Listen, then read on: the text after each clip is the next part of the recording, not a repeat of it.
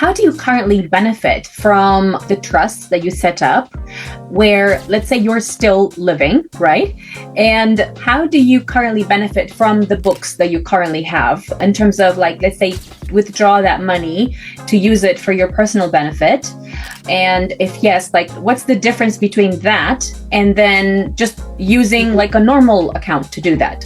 Yeah, well, I can tell you, the estate planning, if you put that into a Roth, you can't withdraw the money, but you can buy assets that you can benefit from. You can buy cars, you can buy homes, and you can live in the house, and the trust has it.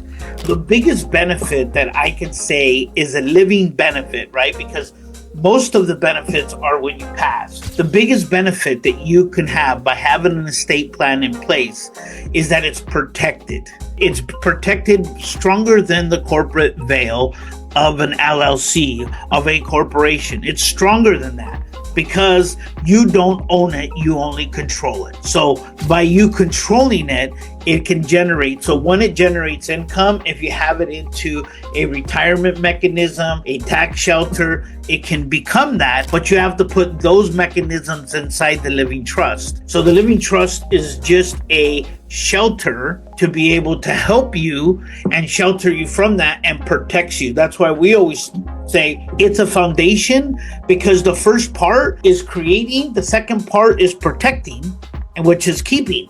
Right? Because creating is one part and the protecting is the second part. And then being able to have it outlive you is the ultimate gift that you can give to any industry and or your loved ones. Thank you. So let's say that you're gonna put, 100 books into this trust and they are gonna create royalties. At some point, you can actually buy a house with it.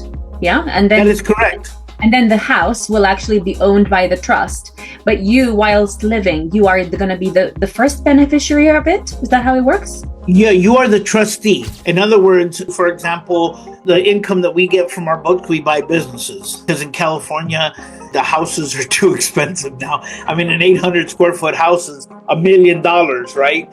So what we do is we buy businesses with our books, our income from our books. We save them and then we accumulate that.